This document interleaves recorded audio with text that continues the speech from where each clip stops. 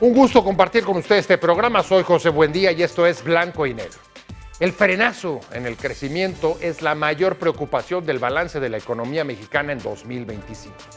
La revisión a la baja augura que el 2026 será difícil por la incertidumbre de la renegociación del TEMEC y el parón de la inversión nacional que urge al país para evitar escenarios recesivos.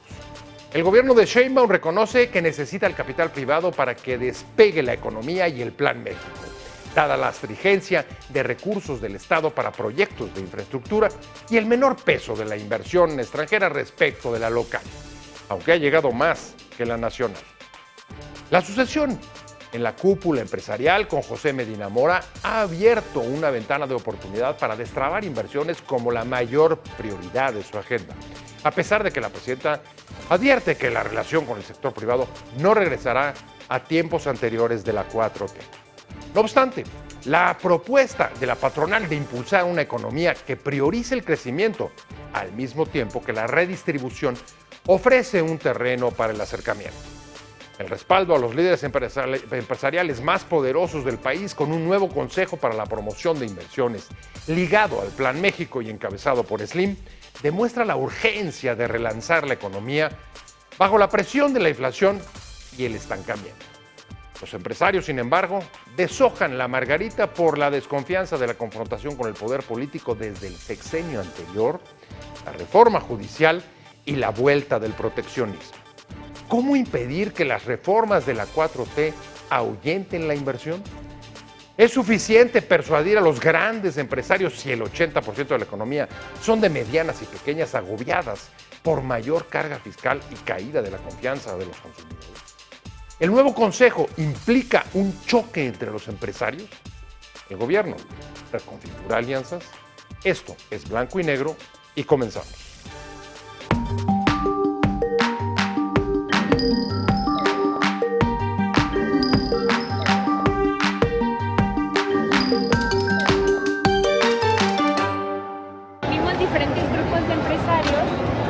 Para dar seguimiento a las inversiones, cómo las podemos acelerar, qué se puede hacer mejor en inversiones mixtas, en infraestructura, en energía, en algunos servicios. Tendría que confirmarlo la presidenta, pero la idea es que haya otra vez distintos grupos de trabajo, uno de ellos específicamente para promoción de inversiones. ¿Pero se abordó este tema en la reunión de la creación del nuevo consejo? Sí, claro. Otra vez hay distintos sectores y esto, pues la idea es que nos podamos reunir periódicamente. Arrancamos con Blanco y Negro. Muchas gracias por estar con nosotros y como acaba de ver en el inserto, las palabras que más se repiten: acelerar, necesidad, urgencia, contacto, todo nos lleva a un punto. Es urgente que haya inversión en el país para crecer, pero la inversión nacional no está llegando. Vamos a entrar a discutir sobre que es un balance de la economía mexicana en 2025 y por supuesto las perspectivas que puede proyectarnos hacia el próximo año, 2026. Muchas gracias por estar con nosotros, Mariana Campos, directora general de México Evalúa. Mariana, un placer como siempre. ¿Qué tal, Pepe? Muchísimo gusto saludarte a ti y a todo tu auditorio. Al contrario, un gusto tenerte aquí, además en días complicados para moverse. Pedro Tello en la lista de temas económicos y asesor empresarial. Pedro, como Pepe, siempre. Gracias por la invitación y buenas tardes. Con nosotros. Pues no hay más, el crecimiento, Mariana. Todo el mundo está rompiéndose la cabeza de cómo vamos a crecer. Ya se revisaron las perspectivas para 25, se revisan también para el 26. Es el gran pendiente, pero es el gran pendiente no solamente de la 4T, incluso antes, los últimos 30 años, crecimientos insuficientes, 2%. Ya sé que los últimos 7 han sido menores, pero insuficientes en todos los casos. Correcto. ¿Cómo vamos a crecer? Correcto, Pepe. Bueno, yo creo que necesitamos, y esa es una agenda larga, que básicamente ha perdido aliento a lo largo de los años, pero algo que sabemos los economistas es que México tiene una informalidad enorme y que últimamente está creciendo además. Entonces, la informalidad, además de que te conlleva a una serie de problemas en el cumplimiento de derechos de las personas que trabajan en el contexto de la informalidad, lo que nos dice es que es profundamente improductiva o menos productiva de manera importante en relación a, por ejemplo, las unidades económicas que están en la formalidad. O sea, una empresa en el mismo sector, con el mismo número de empleados. ¿Cuánto tenemos ya de informalidad? Recuérdamelo. Tenemos más del 50%. Estamos alrededor del 55% de informalidad laboral. 55% de los trabajadores de este país no tienen seguro social, no tienen prestaciones, no tienen aguinaldo, etcétera. ¿De eso estamos hablando? Y son unidades económicas que enfrentan una vulnerabilidad para permanecer. Algunas de ellas son muy pequeñas y no necesariamente van a permanecer en el negocio, pero además tienen limitaciones para enfrentar, digamos, los riesgos económicos, acceder a crédito, acceder a aseguramiento, claro, y a una serie de instrumentos que te permiten ser mucho más eficientes y que te permiten enfrentar los riesgos del presente y hacer tomar mejores decisiones de cuánto invertir hoy, cuánto invertir mañana, ¿no? Y todos los riesgos, digamos, que enfrentan los negocios, así como las personas. Entonces, a mí me parece que es muy importante poner otra vez esa agenda en el centro, y esa agenda ha estado desdibujada por mucho tiempo y es una agenda estructural de México. Los gobiernos lo que tienen que garantizar es que la formalidad sea algo atractivo. Entonces, en el momento que empezamos a generar regulaciones que le consumen más tiempo al empresario, en el momento en que empezamos a desesperarnos por la parte de impuestos, porque evidentemente no ha crecido la economía y la recaudación primaria ha estado limitada, y hay políticas más agresivas por parte del gobierno para recaudar, que a veces qué bueno que estén, ¿no? Hay que cumplir, pero si se exceden y le quitamos tiempo a las empresas y no les damos certeza sobre cuáles son las políticas de devoluciones y compensaciones, en fin, fiscales, si además de eso tenemos una serie de regulaciones que cada vez hacen más cara la formalidad, ¿no?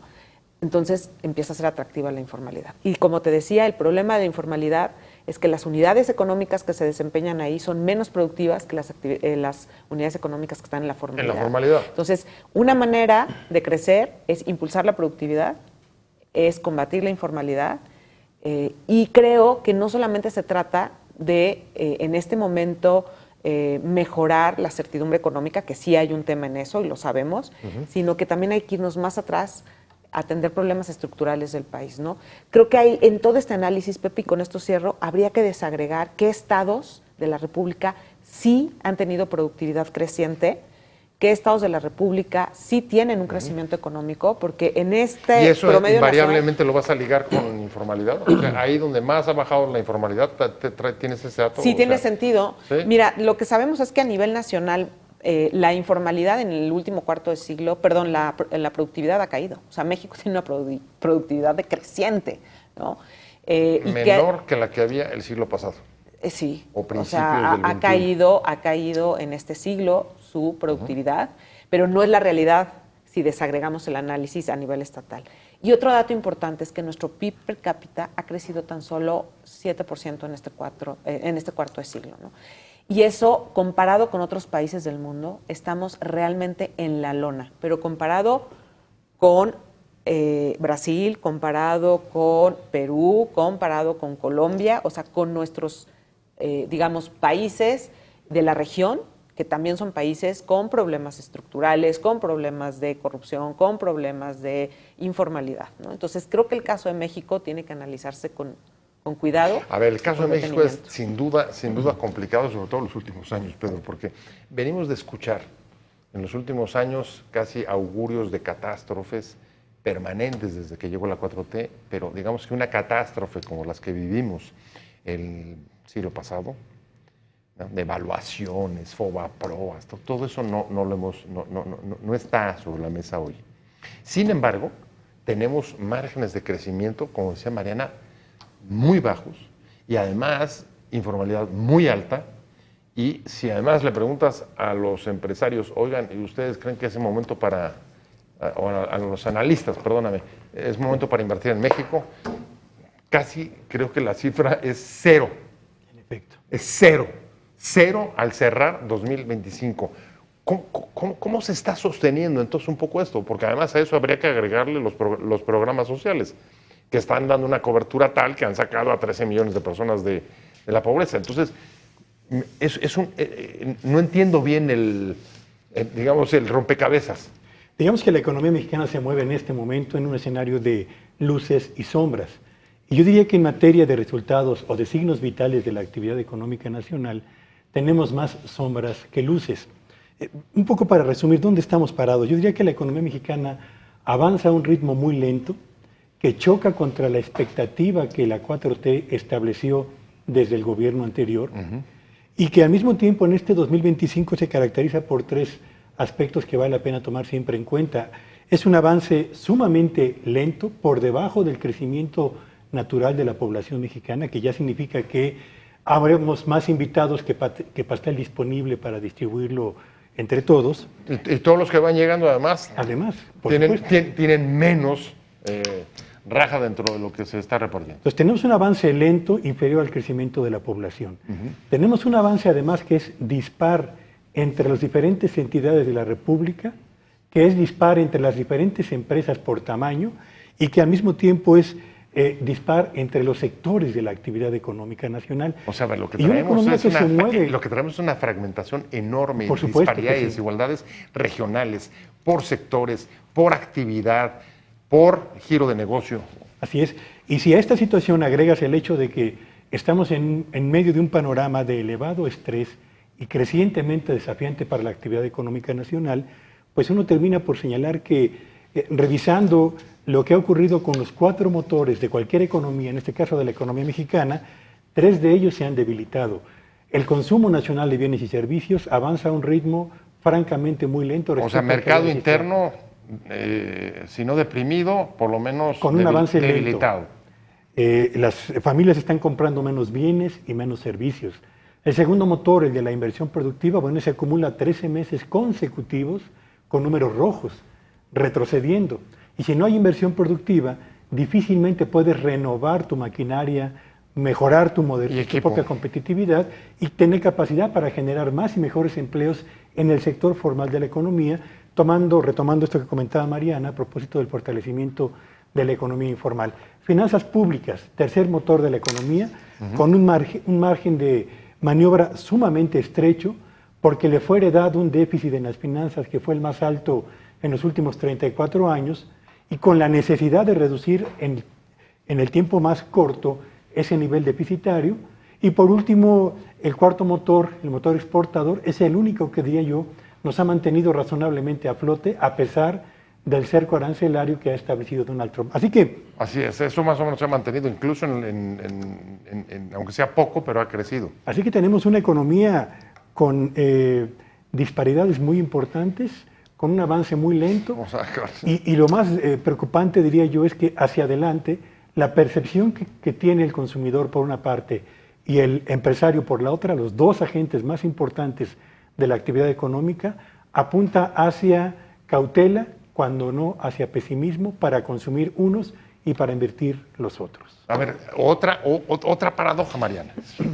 Señalamos, gran problema, incluso es la estrella polar, digamos, del gobierno de la presidenta Sheinbaum hacia adelante, necesita inversiones, está acercando con los empresarios, crea incluso hasta nuevas organizaciones.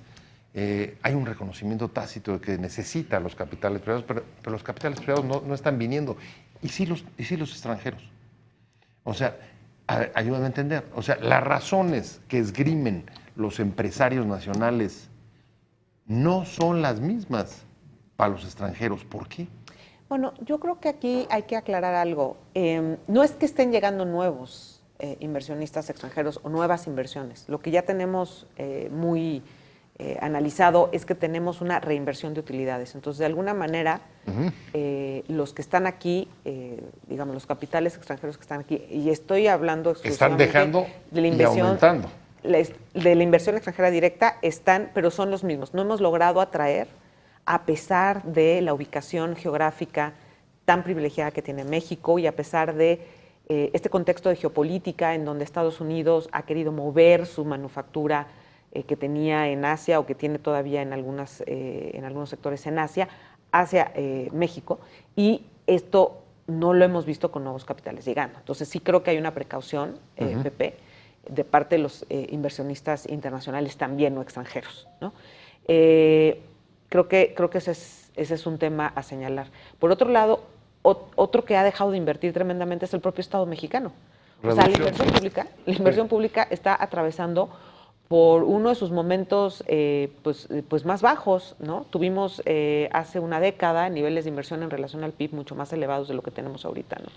Entonces, digamos, el propio Estado mexicano, el propio gobierno, no es el inversionista que tendríamos que tener para desarrollar infraestructura logística de clase mundial que permita aumentar la productividad, ¿no? Entonces, sí tenemos un contexto nacional, no solo de parte de la inversión privada, sino del propio gobierno, en donde necesitamos catalizar e impulsar esa inversión, ¿no? Entonces, creo que sí es muy importante en este caso, en el corto plazo, sí tener una agenda en donde se escuche al empresariado de cuáles son sus dudas, cuáles son sus miedos y yo creo que tiene que ver mucho con la agenda de reformas que se aprobó desde el cierre de 2024, ¿no? La famosa reforma judicial, el cierre de organismos autónomos y luego todo esto combinado con una agenda de nacionalización de trámites a nivel nacional, ¿no? O sea, es decir, ahora va a haber anteriormente tenemos la Comisión de Mejora Regulatoria, ahora va a haber un proyecto que pretende nacionalizar y estandarizar estos trámites. Entonces, todo esto yo creo que ha generado una indigestión, ¿no? En la economía, en los agentes económicos, de cuál va a ser el costo y cuál va a ser el beneficio de todos estos cambios y cómo puede afectar mi rentabilidad. Bueno, es que a ver, políticamente ha sido un año tumultuoso, ¿no? No encuentro otra palabra. O sea, la cantidad de reformas que ha habido que han cambiado un poco el rostro del propio Estado mexicano, Pedro, es considerable. Sí, por supuesto. Es decir, Es casi una reinvención. recordemos, los empresarios requieren 3 condiciones básicas para invertir. La primera y la más importante es un ambiente de estabilidad jurídica, que no exista cambio en las reglas del juego, que modifiquen el clima o el ambiente para los negocios. Eso les permite tener certeza de dónde van a invertir y con qué digamos, criterio de temporalidad lo van a hacer. O diríamos que si hay cambios, que haya certeza de a dónde me van a llevar esos cambios, por ¿no? Porque supuesto. podemos cambiar a Porque mejor. cambios siempre va a haber, Va a ¿no? haber, ajá. Digo, lo estamos viendo en el es decir, mundo simplemente este cambio, con ¿cómo va a el afectar mi neoproteccionismo, rentabilidad? Claro. ¿Arriesga o no mi patrimonio? O más bien lo asegura, lo protege, ¿no? Pero cuando vemos el caso de lo que ha ocurrido en estos últimos meses, reforma judicial, desaparición de órganos autónomos, yo diría, toma por asalto literalmente del Poder Legislativo. Pero a ver, ahí coincides, por ejemplo, todos estos factores que se señalan generalmente para explicar, ¿no? la cautela de los empresarios. ¿Te parece que están operando igual que con los extranjeros? Yo creo que a los extranjeros no les importa mucho, ¿eh? Por alguna razón, no sé por qué. Pero si no. no les importara, tendríamos ahorita una mayor cantidad de inversión extranjera, porque es muy difícil pensar en el contrafactual. Es decir, si no hubiéramos tenido todas estas reformas y todo este contexto, ¿tendríamos ahorita más relocalización de inversión en México? Posiblemente sí. ¿Me explico? Sí, entonces, sí. No, entiendo el no argumento, aunque también por otro lado está mejorando las relaciones Estados Unidos con China. O sea, el tema, el nearshoring ya no era, digamos, hoy ya no es la guerra comercial como la tenía con China hace un par de años o 3. Bueno, entonces, ¿por qué México despliega una serie de impuestos a los productos asiáticos? Claramente. No quiero contestarte yo, contéstame tú, pero me parece bastante evidente. No, pues yo creo me parece muy yo evidente. creo que sí, el tema de la competencia, de que ya no existe una sola potencia en el mundo y que hay una evidente rivalidad entre los Estados Unidos y China, yo creo que eso es algo que sigue. Eso sigue, desde luego. Y esos impuestos son derivados de una exigencia norteamericana también. Muy posiblemente, claro.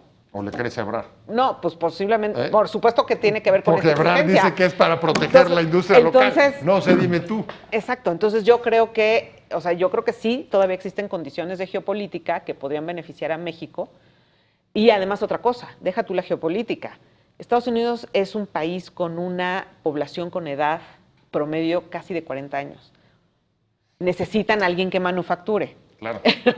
Claramente ahí México Claro. entra, porque además México tiene una población de promedio 28 años de edad. Entonces, todavía tenemos unos últimos años que tenemos que aprovechar en este bono demográfico. Sí. Y entonces, definitivamente México está señalado y tiene la posición, la suerte y la experiencia ya por el tratado actual, de poder ser un centro manufacturero muy importante. Todos esos factores, bono demográfico, lo que quede, bien que mal, nearshoring o nearshoring, la cercanía geográfica, estratégica con Estados Unidos, son factores que tendrían que estar jugando a favor de la atracción de capitales nacionales aquí, pero no los estoy viendo. Déjenme hacer pero extranjeros también. O sea, el hecho de que no haya caído esa inversión extranjera directa no significa que lo estemos haciendo bien, Pepe.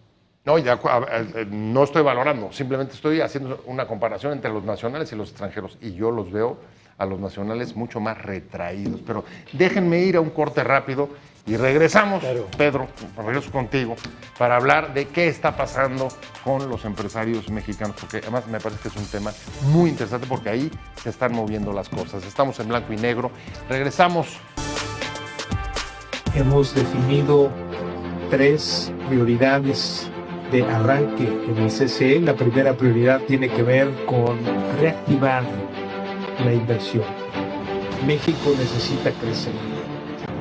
Y para que crezca la economía requerimos reactivar la inversión. Entonces estaremos trabajando en que no haya excusas para invertir, en destrabar toda la problemática que pueda existir para que los proyectos de inversión se consoliden de tal manera que retomemos ese crecimiento económico. Este es un objetivo que compartimos con la presidenta y vamos a trabajar juntos. Hay grandes oportunidades de inversión en nuestro país. La inversión nacional es mucho más importante, 13 veces más grande, y ahí es donde tenemos que trabajar para lograr reactivar esa inversión.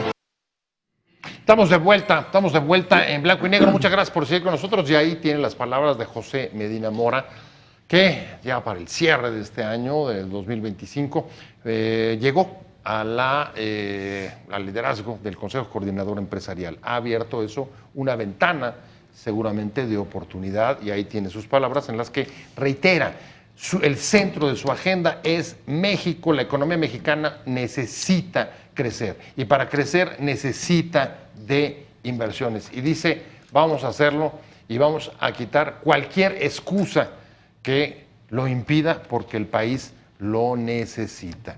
¿Realmente se abre esa ventana, como acabo de poner sobre la mesa, o no, Pedro?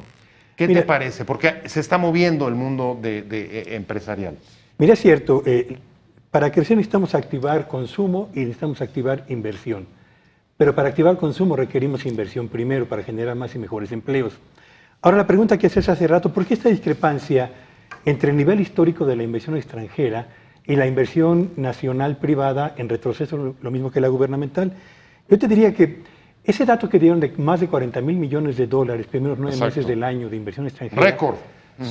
Finalmente son intenciones de inversión que no necesariamente se han materializado o no necesariamente se han confirmado.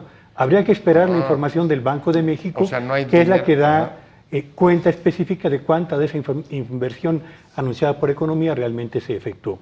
Por una parte. Y por la otra, yo te diría, a ver, ubicar como un símbolo o un signo de confianza el despegue de la inversión extranjera en anuncios de inversión, tal como lo dio a conocer la Secretaría de Economía, me parece que es un error.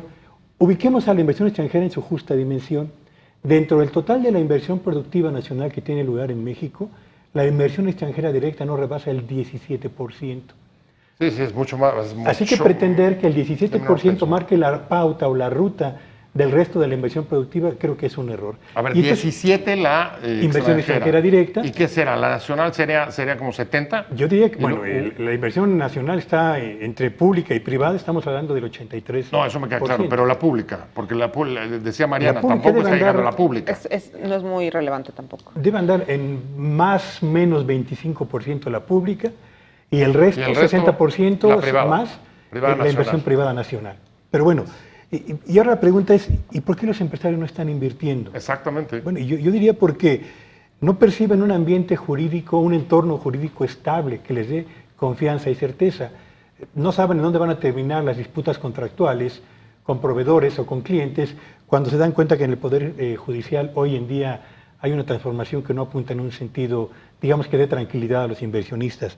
No invierten porque no tienen la tranquilidad patrimonial en lo individual y también en lo que tiene que ver con la producción, cobro de piso, traslado de productos, que es los cobros que realiza el crimen organizado. Y no invierten porque el marco regulatorio que tienen que enfrentar en el día a día, cumplimiento de leyes, normas y reglamentos excede, diría yo, lo que aplica para empresas de la misma magnitud y de los mismos sectores en otros países, particularmente en Estados Unidos. Así que, mientras no cambie esto que es el ambiente para los negocios, difícilmente habrá una modificación en la percepción de los empresarios para invertir, Pepe. Ahora, fíjate, es interesante porque Mariana decía, es muy importante que haya espacios donde los empresarios sean escuchados, que conozcan sus dudas, sus requerimientos, sus observaciones, sus críticas, bla, bla, bla.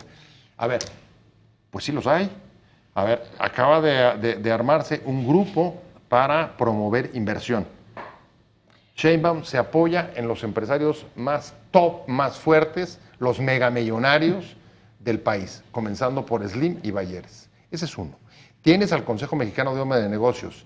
Después de armar este grupo, la presidenta se reunió con ellos. Y luego está también el Consejo Coordinador Empresarial, que lo acabamos de ver en el inserto, pues lo primero que hace es reunirse con Sheinbaum. Es decir, pero eso es algo muy nuevo, se acaba de dar en las últimas semanas, ¿no? Sí, de acuerdo. Entonces creo que eso es algo bueno, que permite un espacio de diálogo, sin duda. Creo que ahí lo que yo añadiría es que sería muy importante que también en pequeños y medianos empresarios sean escuchados, que finalmente son una parte muy importante.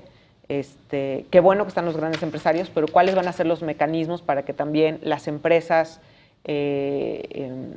pequeñas y medianas también sean escuchadas, que son parte muy importante de la economía mexicana y que quisiéramos que crecieran esas empresas para que México también crezca, ¿no? Segundo, yo diría que esos espacios tienen que derivar en agendas de política pública, no nada más en un espacios de conversación y que termine siendo algo como, bueno, yo te apoyo a ti para que resuelvas tu trámite de la licencia, ¿no? O sea, que no se vuelva como una junta para acelerar para gestionar. Exactamente, para desatorar trámites, ¿no? Sino tiene que ser una agenda con la altura de miras de política pública. Ojo, cuando dices agenda significa consensos. Así es. Después, correcto. Después de más de un sexenio sin consensos demasiado visibles, más que esto, los contactos entre las cúpulas y sobre todo de los liderazgos más fuertes de los empresarios, yo no estoy viendo que haya habido una política de consenso sobre política pública, no sé ustedes. Pero a ver, déjame nada más muy rápidamente. ¿En qué sexenio te refieres? ¿A qué sexenio, ¿de qué sexenio? ¿En el anterior, decías? El anterior y el comienzo de la actual. Y es que eso es lo importante de estos espacios, Pepe. Si no se genera una agenda de política pública en donde las distintas partes estén cómodas, se hayan aliviado o se hayan controlado temas de riesgos, en donde hayan certezas, las famosas certezas, pues va a ser muy difícil transitar, ¿no? Creo que en ese sentido tiene que trascender este consejo a algo que realmente genere ese nivel de impacto. Y creo que hay una parte del día a día que resolver a las empresas. O sea, sí ha habido un cambio muy importante en términos de, y no haciendo menos, la parte de trámites y la parte de obtención de permisos, licencias, que en distintos sectores se ha visto afectada desde hace algunos años, ¿no? Entonces hay definitivamente ahí una cantidad de tiempo y de recursos que las empresas tienen. Y la parte fiscal. Y la parte fiscal. Todo esto te genera, por un lado, auditorías que son prácticamente permanentes por parte de la autoridad fiscal. Por otro lado, tienes una ausencia de permisos. Sé que en este sexenio se está haciendo un esfuerzo, pero son años de resarcir atrasos, por ejemplo, con la comisión que autoriza los permisos en la parte sanitaria, la COFEPRIS. Claro. Tú sabes que vivió cambios tremendos el sexenio pasado. Empresas con patentes para operar en México, que han invertido en innovación y que se tiene que registrar esa innovación en México para que se pueda comercializar, tenían detenidas este tipo de permisos. Entonces las inversiones ya han sido afectadas, ¿no? Y eso es parte de lo que está pesando, yo creo, en esta toma de decisión. Entonces toda esa parte de tramitología para permisos de operación le drenas la rentabilidad de las empresas si no se atiende, ¿no? Claro, y puede resultar incluso un incentivo perverso, porque para meterme a eso no me meto. Pero mira, a ver, Pedro, hemos visto pactos pactos importantes, ¿no? Pactos contra la inflación, sobre todo en el calor de la pandemia, pactos salariales, negociaciones, las mismas que llevó Medina Mora para el incremento del salario mínimo en el sexenio de López Obrador, donde ahí parece que hubo, no pactos, sino consenso, porque evidentemente fueron empresarios, trabajadores y el gobierno. Pero, ¿qué consensos se necesitarían en esos espacios hoy con los empresarios? ¿Echar para atrás la reforma judicial? No lo veo. No veo que eso sea posible. A ver, lo que yo creo que vale la pena es hacer un recuento de qué pasó el sexenio pasado. El año pasado, López Obrador suscribió también un acuerdo de inversiones en infraestructura muy importante con el sector privado. Sí. Y se anunció el lanzamiento de 3 paquetes de inversión. Los 2 primeros efectivamente se anunciaron. No avanzaron en más del 50% los proyectos que se anunció en cada uno de ellos. Y el famoso tercer paquete jamás llegó. Ahora se acude exactamente al mismo mecanismo. Se convoca a los grandes inversionistas. Se firma un acuerdo que busca para impulsar la promover inversión productiva. Y yo creo que estamos frente a una suerte de escenografía política de... hago como que escucho a los grandes inversionistas, abro un espacio para que expresen los problemas que perciben, lo mismo en temas de trámites, en materia de leyes, en materia de proyectos de inversión que se han estado atorando, qué sé yo. Y la verdad es que cuando uno revisa lo que está ocurriendo con la inversión productiva, lo que ocurre con la percepción de los empresarios, uno se da cuenta de que por un camino avanza el discurso político y por otro lado avanza la percepción y las decisiones de inversión de los empresarios en este país. A ver, ese tema me parece central, porque, a ver, la pregunta que yo me haría es, ¿estamos todavía en tiempo de montar escenografías cuando es urgente la llegada de dinero? Porque solamente de escenografías, teatros o promesas de inversión, no vamos a generar los proyectos de infraestructura que se necesitan. ¿Estamos todavía en ese momento o ya lo rebasamos? Ya no estaríamos en ese momento, pero déjame poner un ejemplo concreto. Mayo de este 2025, teniendo como marco la Convención Nacional Bancaria, se firma un acuerdo para facilitar el acceso a las pequeñas y medianas empresas al financiamiento bancario y se establece como meta que en un par de años más el 33% de las pymes van a obtener un financiamiento bancario. Uno revisa lo que ha ocurrido con el financiamiento de mayo a la fecha y uno se da cuenta de que el financiamiento de las pymes sigue sin fluir. Y la encuesta más reciente del Banco de México acerca de las dificultades para acceder al financiamiento reproduce exactamente los mismos factores limitantes para acceder al crédito. Tasas de interés elevadas para pequeñas industrias, exigencias regulatorias concretamente que tienen que ver con garantías muy elevadas. Difícil de cumplir. Y tiempos muy prolongados para decidir en torno a una solicitud de crédito. Entonces, yo creo que mientras no trascendamos de la búsqueda de reuniones que a lo mejor pintan muy bien para los medios de comunicación, a la definición de acciones concretas en materia de inversión pública, de inversión privada, de generación de empleos, de combate a la informalidad, de estímulos en materia fiscal, etcétera, mientras no avancemos por ese camino, nos vamos a quedar simple y sencillamente en el ámbito de la Pero a ver, Mariana, a ver, sobre la mesa se ha dejado de deslizar la idea de, a ver, ya no hay mucho margen de maniobra en términos fiscales, en términos de crecimiento, o de mantener la falta de crecimiento, y en términos de otras variables. Y si ya no hay mucho margen de maniobra, la pregunta es en dónde estamos hoy en esta relación entre empresarios y gobierno, que en el discurso dicen sí necesitamos, sí se buscan, sí tratan de llegar a acuerdos, pero no se materializan. ¿Seguimos todavía en la época del espectáculo?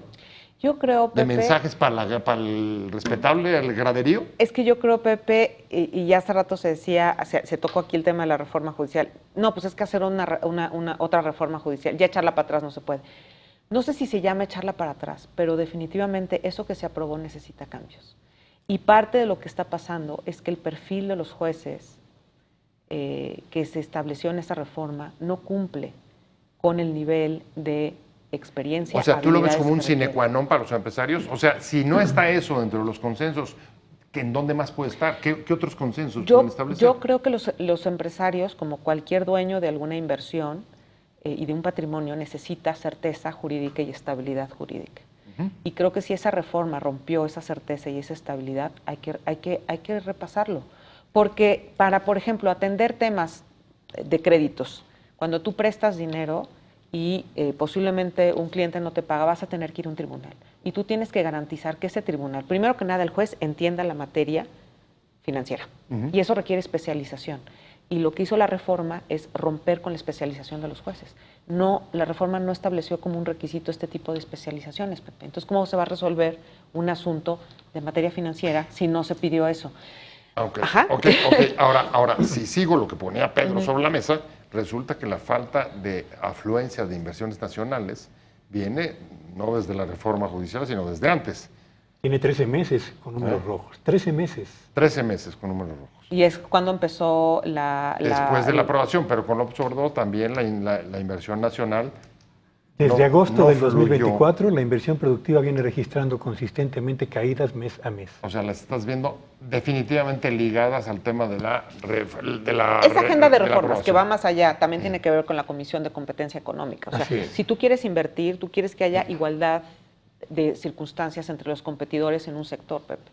Y entonces esa es otra de las materias que también cambiaron, ¿no? Hubo una reforma, cambió el órgano, se le perdió la objetividad, o sea, digamos, se perdió esta construcción o este andamiaje que costó décadas construir para que hubiera una especie de instituciones con cierta lejanía del Ejecutivo en donde hay muchas decisiones políticas, ¿no? Ahora, Entonces, creo que todo esto se dijo y se ha dicho 1.000.000 de veces en mesas desde entonces, y justo se avisó y se dijo, oigan, esto le puede pegar al crecimiento económico, oigan, esto puede generar y puede romper las condiciones de certeza y de certidumbre. Se avisó, se dijo. Y traemos una caída de 13 meses, como dice, Sí.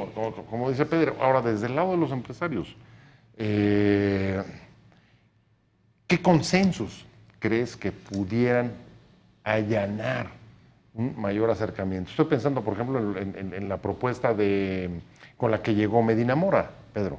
Es decir, a ver, pongamos al mismo tiempo crecimiento y redistribución del ingreso.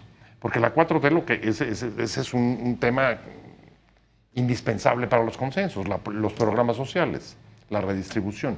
¿Es posible eso? Es posible y es necesario, diría yo. Okay.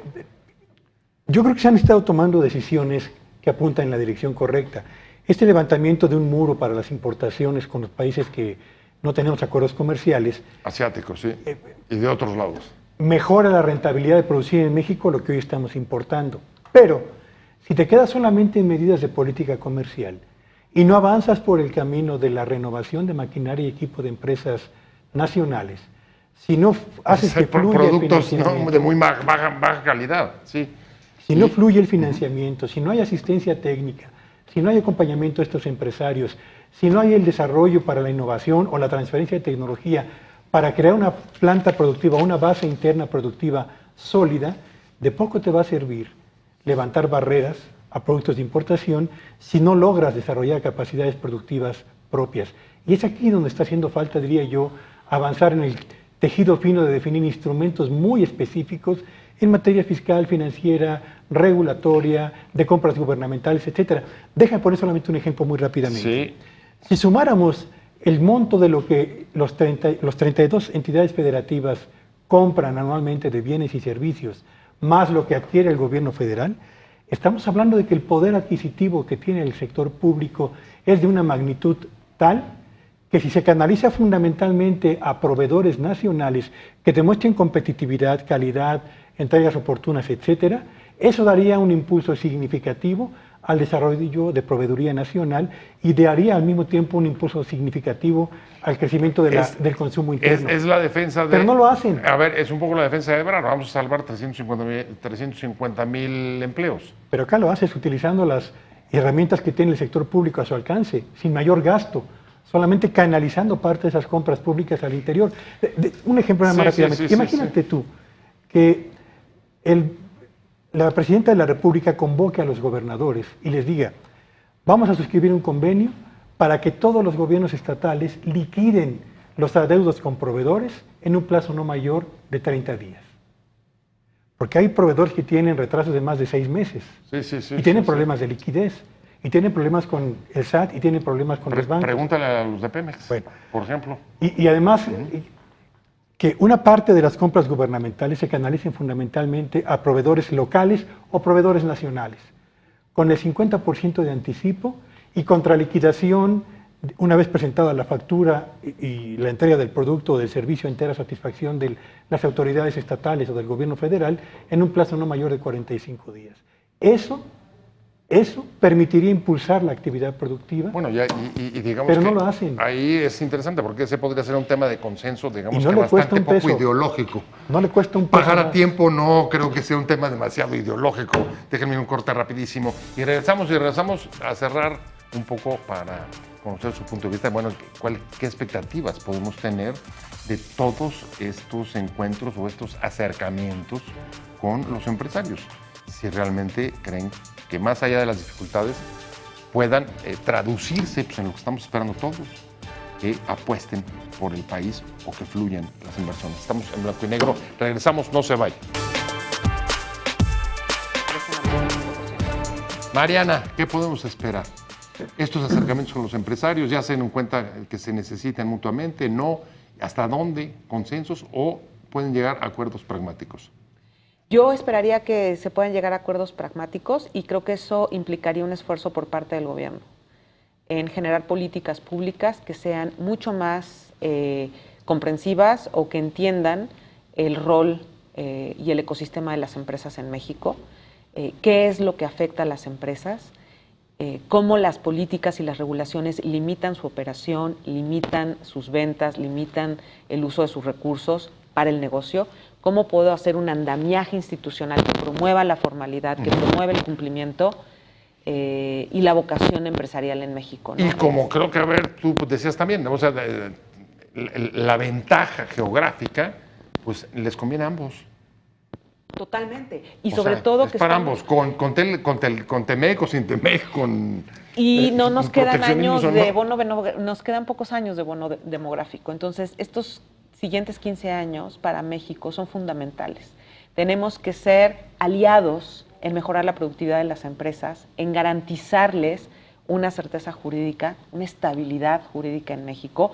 Y el gobierno también creo que tiene que tener políticas públicas mucho más efectivas para la seguridad pública, para que los empresarios también dejen de ser rehenes del crimen, ¿no? Esa es una parte y esa es una agenda que también está afectando la economía. Muchas veces los empresarios ya no están pudiendo escoger quiénes son sus proveedores, Sí, no, bueno. ¿no? Están limitadísimos. Entonces, esa agenda es parte del ecosistema empresarial y también tiene que ser una agenda en estas discusiones y el gobierno creo que tiene que escuchar y apoyar para que las empresas puedan crecer, invertir, dar empleo. No sé si tú estés del lado más optimista o más pesimista respecto a esto, Pedro, pero a ver, es un hecho. Si el país no crece, sostener, por ejemplo, los programas sociales no va a ser fácil.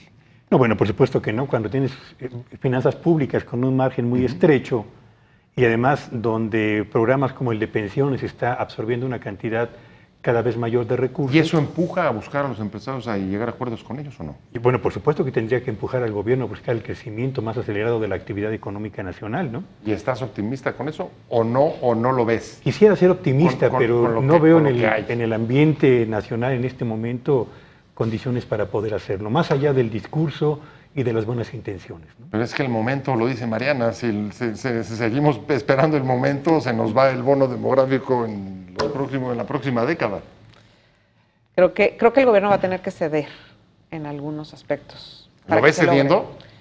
¿No tiene opción? Yo creo que yo creo que si quiere un México que crezca y que puedan ser sostenibles sus propias políticas de redistribución, de programas sociales, requerimos sí o sí crecer. Y eso implica escuchar y eso implica a veces un plan B en algunos ámbitos. ¿Tú ves cediendo?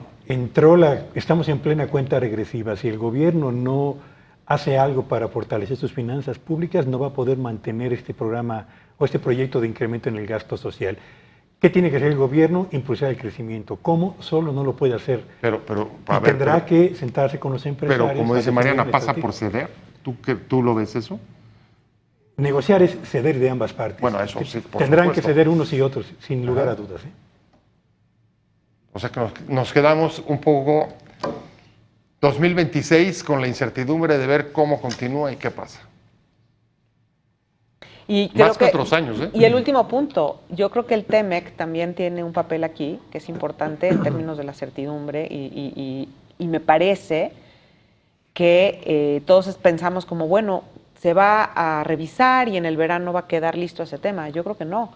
Yo creo que el TEMEC va a quedar abierto un buen tiempo y eso nos va a generar una especie de fantasma. Bueno, cada día más habrá TEMEC con aranceles.